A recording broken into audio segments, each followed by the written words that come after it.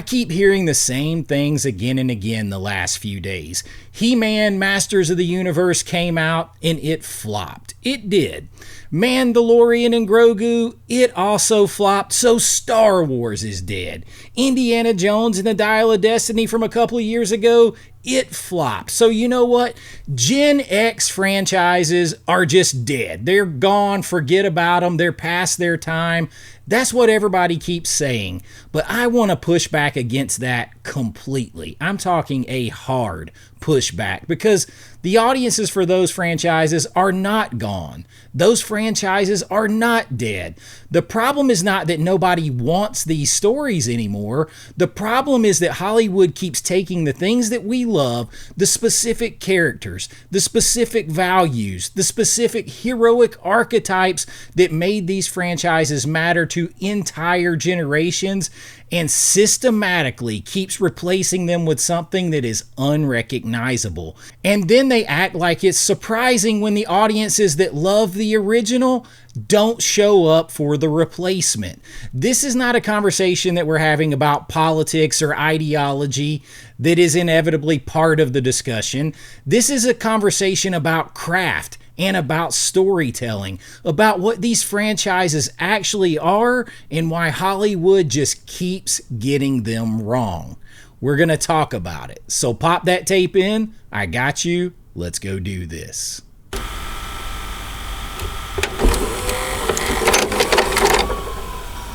All right, so before we get into specific films, I want to establish a pattern because once you see it, you cannot unsee it. Hollywood acquires a beloved franchise.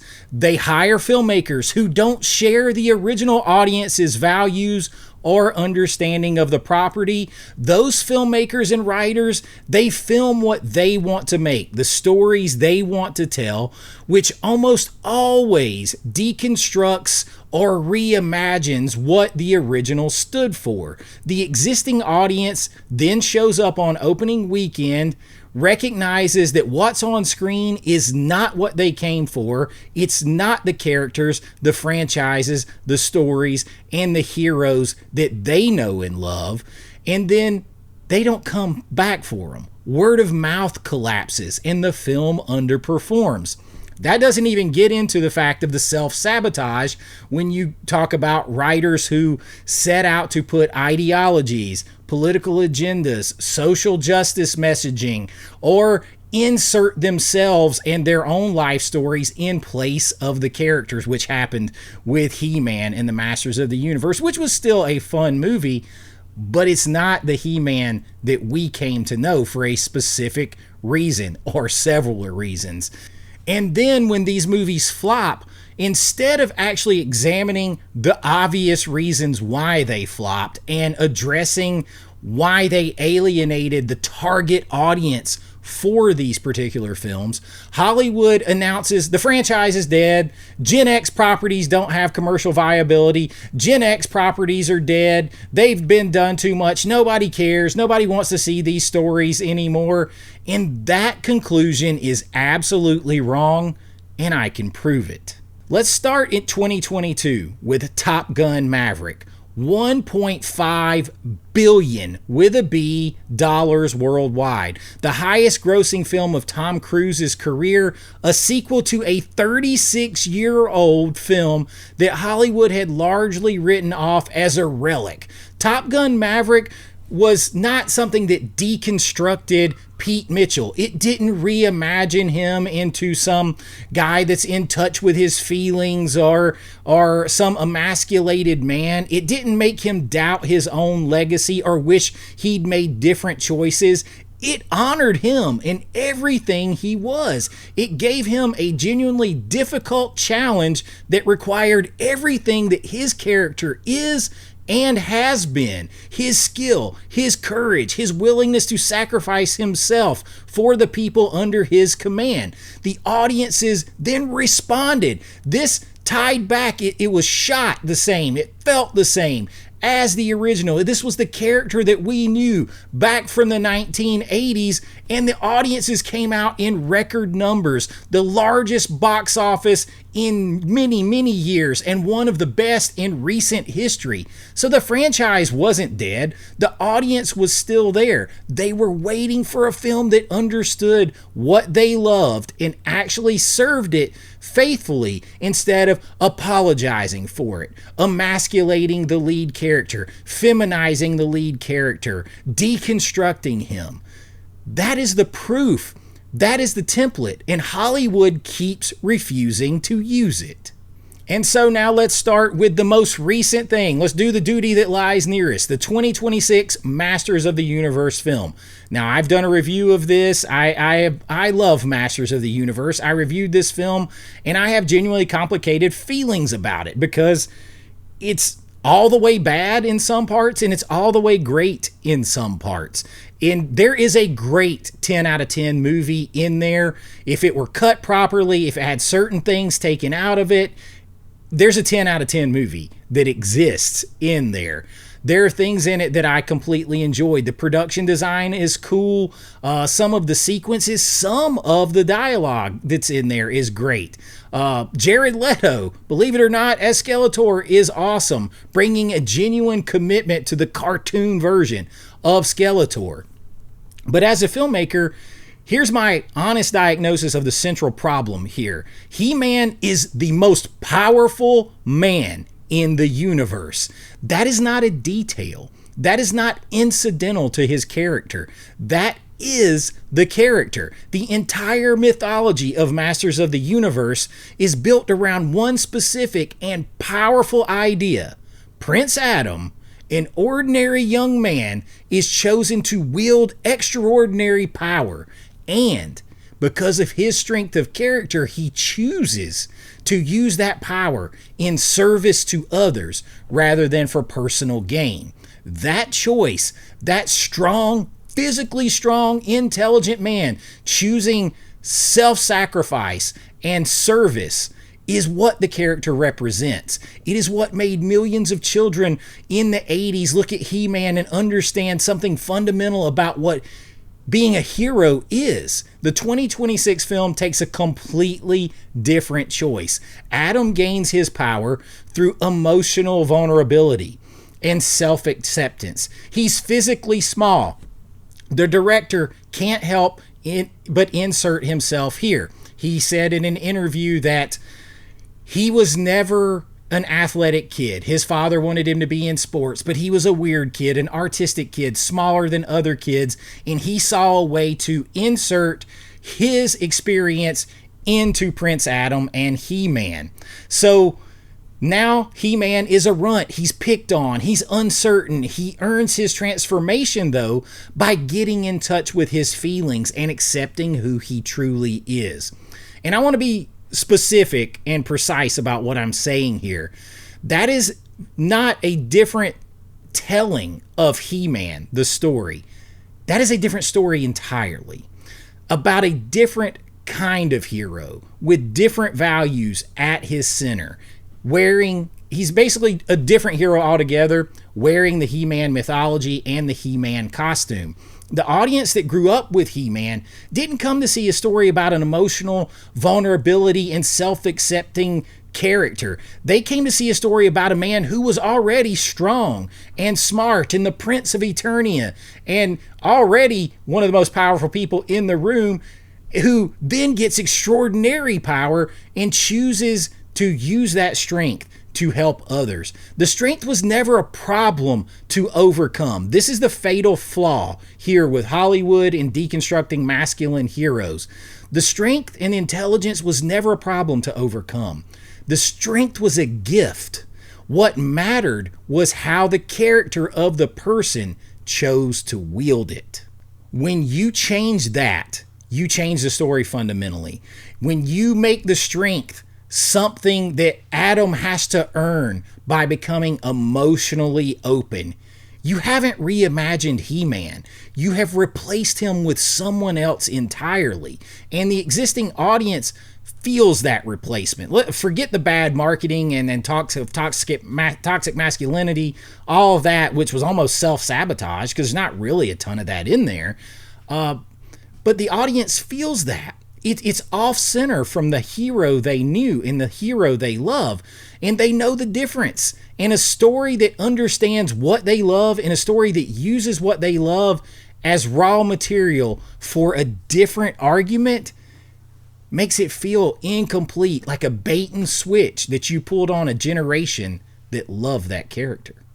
Now we go on to Exhibit 2. Star Wars is dead. Mandalorian and Grogu absolutely flops. And listen, the Mandalorian TV series, particularly the first season, then it goes down a little in the second and completely off the rails in the third.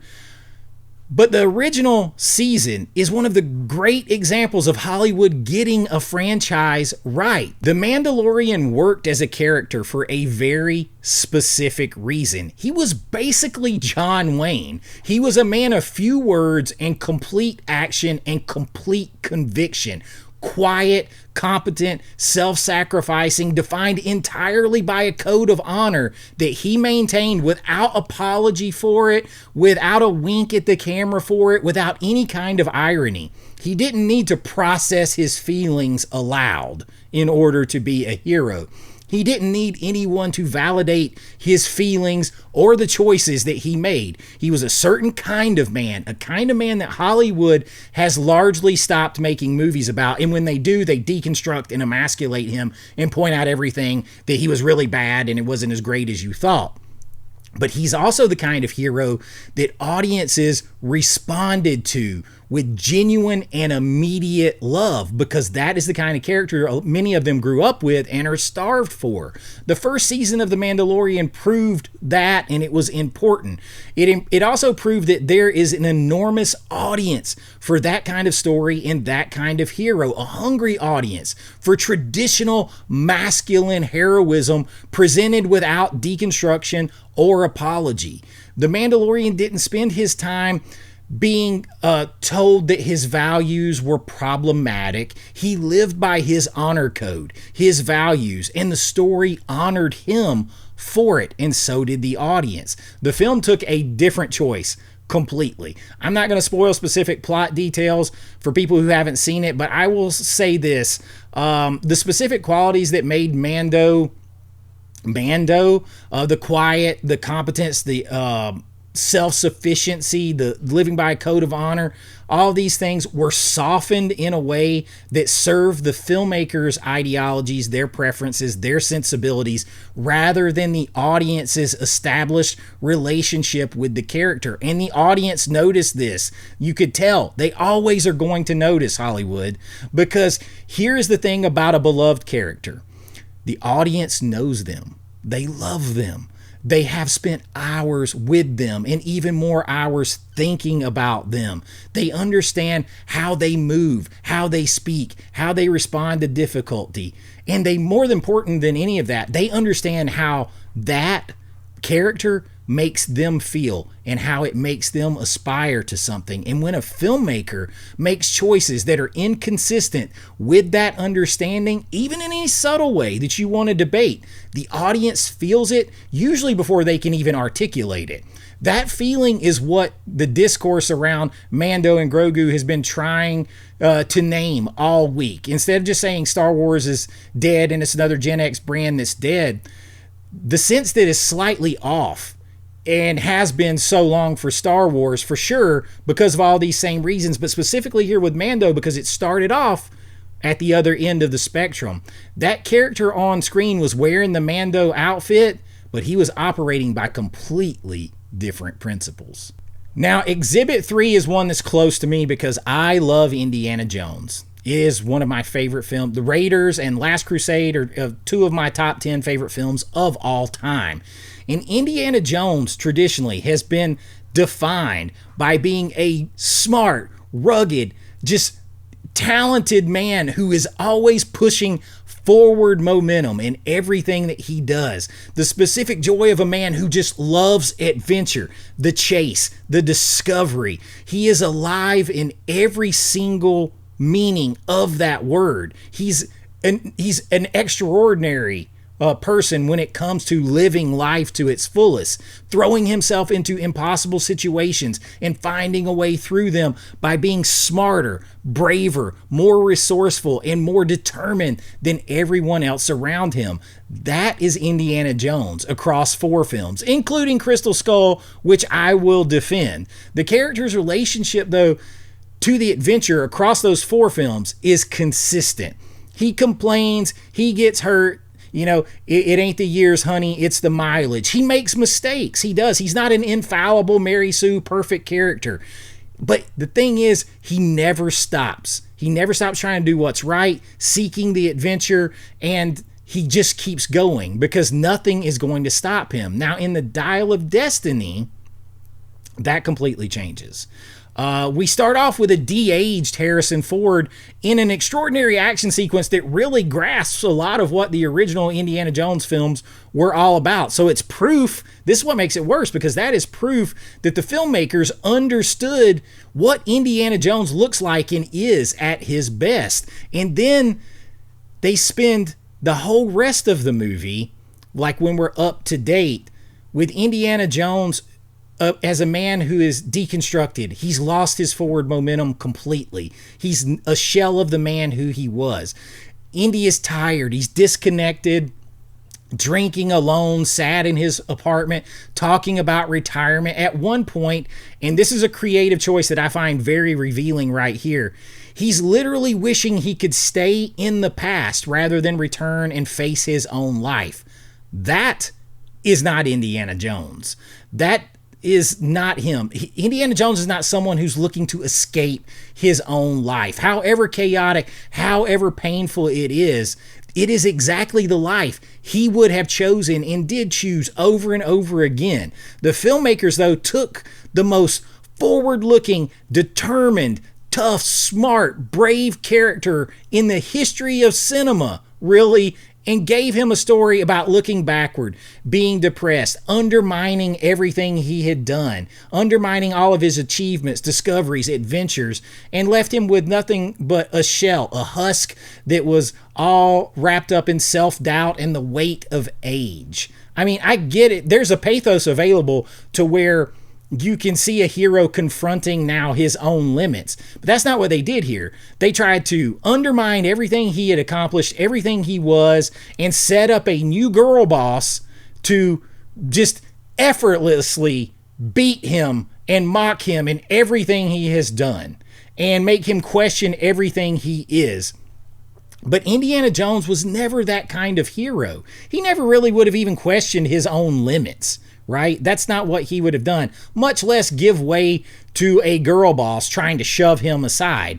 And giving him that story, no matter how they try to execute it, is a fundamental misunderstanding of what that character is and why people love him. And it was done to deconstruct, ruin, undermine, and discard all of our Gen X, all of our older heroes that had that masculine, just old school patriotic and heroism to them, and replace them with new ideology going forward so that they can shoplift those Gen X franchise names, titles, and legacy and put them with their new creations.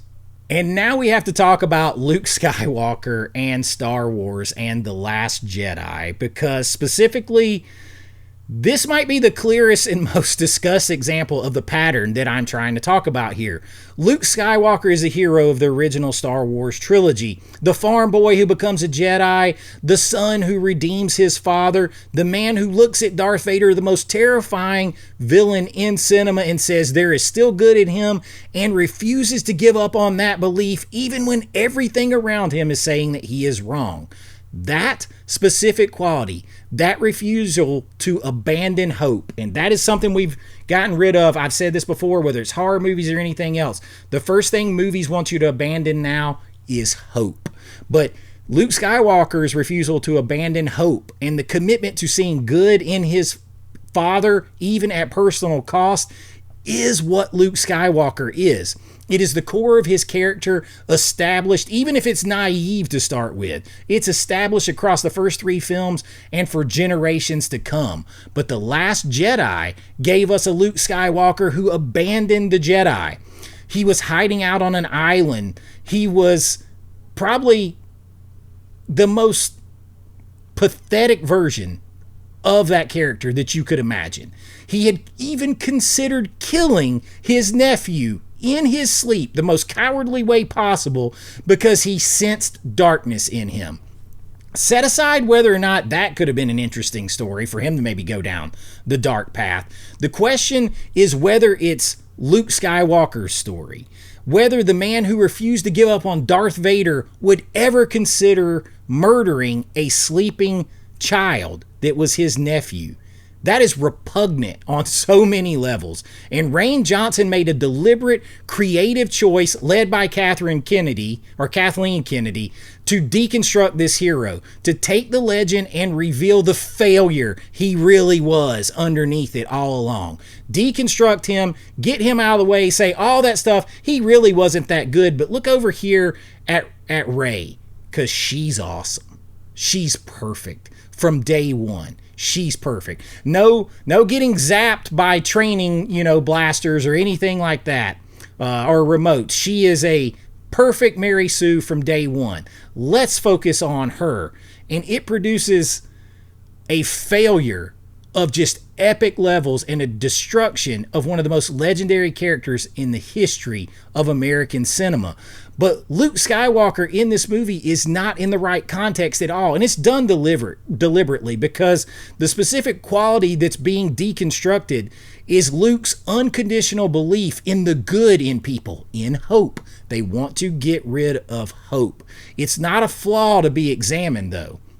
It's a quality that literally saved the galaxy in the original Star Wars trilogy, and it's what matters the most to that character. When you deconstruct that, you don't reveal something about Luke Skywalker, you replace him with someone else entirely and ask the audience to accept the substitution. This is not who you always knew. He was really bad. He was really not the good guy. He wasn't strong. He wasn't brave. He wasn't powerful. He didn't believe in people at a self-sacrificing cost. No, he really wasn't any of that. Get rid of him. And audiences didn't buy it, because that ain't Luke Skywalker. So the pattern. Do you start to see the pattern now? He-Man, the most powerful man in the universe, replaced by a runt who gains power through emotional vulnerability and talking about his feelings. Mandalorian, a quiet, competent man of a strict code of honor who's softened in ways that made him nothing close to what he started out. Indiana Jones, the most stalwart, forward-looking hero in the history of cinema, is given a story to deconstruct him, undermine him, and have him looking back with regret. Luke Skywalker, the man who refused to give up on Darth Vader, reimagined as someone who considered murdering a child while they were sleeping because he had abandoned all hope and he never really was the character that you thought. These are not different creative interpretations of beloved characters. These are replacements done deliberately. The names and the costumes might remain, and that's what they're trying to capitalize on, but the values at the center of the character, the qualities that made audiences love them, have been changed or removed or inverted or deconstructed to where those characters do not exist anymore. And in each case, the filmmakers seemed genuinely surprised when the existing audience didn't embrace the replacement. But here's what I want to say directly to that surprise. The audience isn't rejecting these franchises, GenX franchises.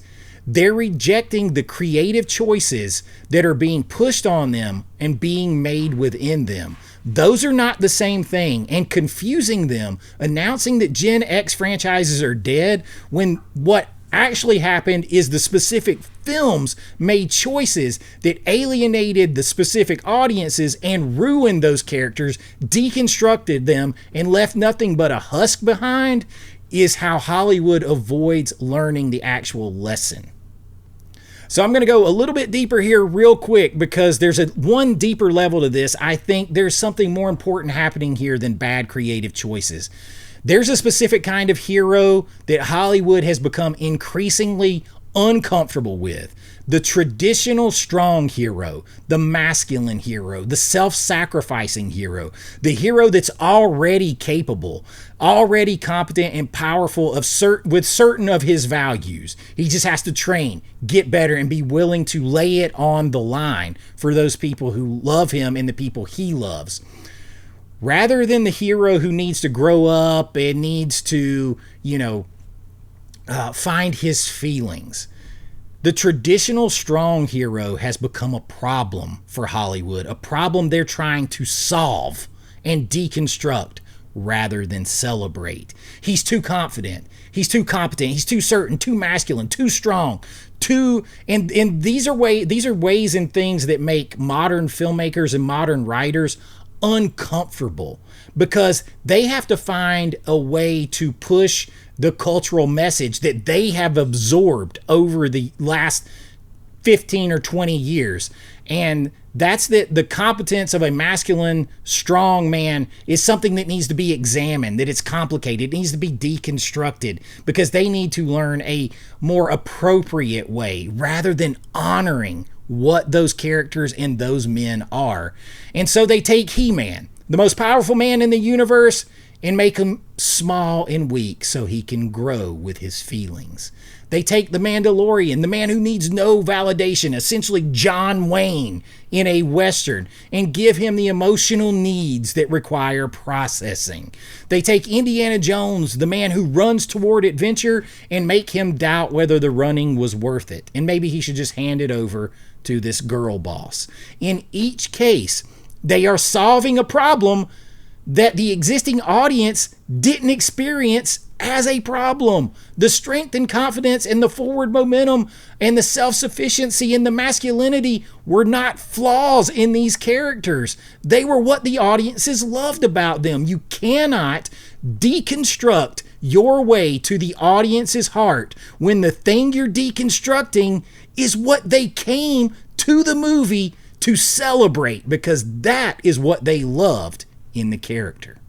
But I want to end on a message of hope. I'm all about hope, and I'm tired of seeing it taken out of movies. But I am frustrated because GenX franchises are not dead. They are still there. Top Gun Maverick proved it with $1.5 billion. The first season of Mandalorian and Grogu, or Mandalorian, proved it with one of the most beloved debut seasons in the history of Star Wars. The first two Avengers films even proved it. Now, those were under Joss Whedon, a guy they got rid of for not fitting all the boxes.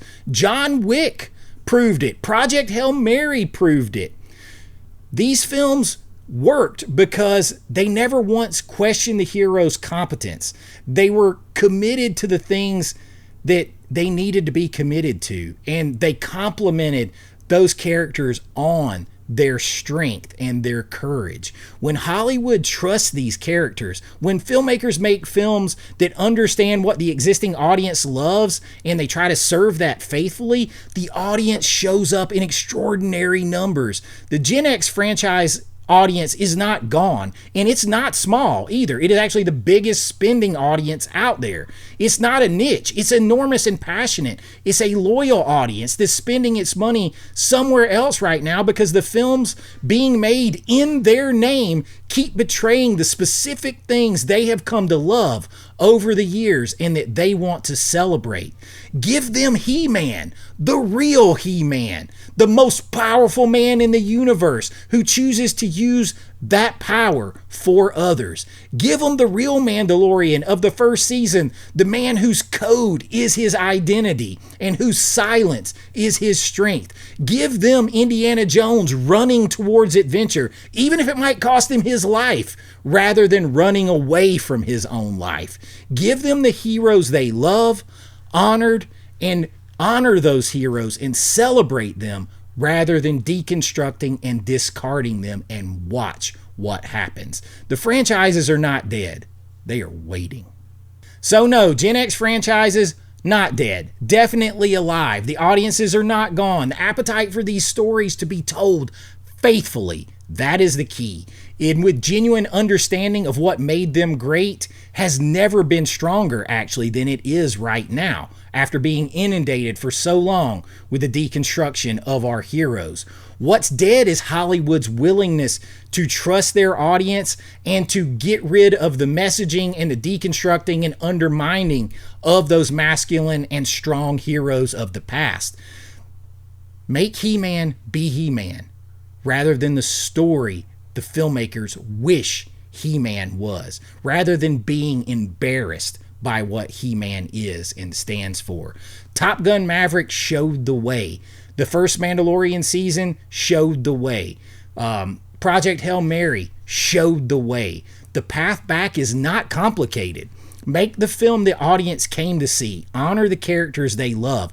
Trust the values at the centers of those franchises. Strength, sacrifice, courage, honor, forward momentum, intelligence, a genuine love of protecting other people and using strength for good. Those are values worth celebrating rather than problems that need to be examined and deconstructed. The audiences will be there. They always were. GenX franchises are not dead. They are waiting to come back alive again under the right leadership. And that's what I got for you. Drop your comments. Let me know what you think. GenX franchises, let's don't cast them aside. Let's just do them the right way. If you enjoyed this, please like and subscribe. That helps out the channel. If you want to join the Patreon, it's below. You get extra videos in your name and lights on every single video you see here, and everything helps the channel, and I really do appreciate it. But until next time, be kind, rewind like always. This is Chase with AV Pop Culture, and I'll see you real soon. Bye-bye.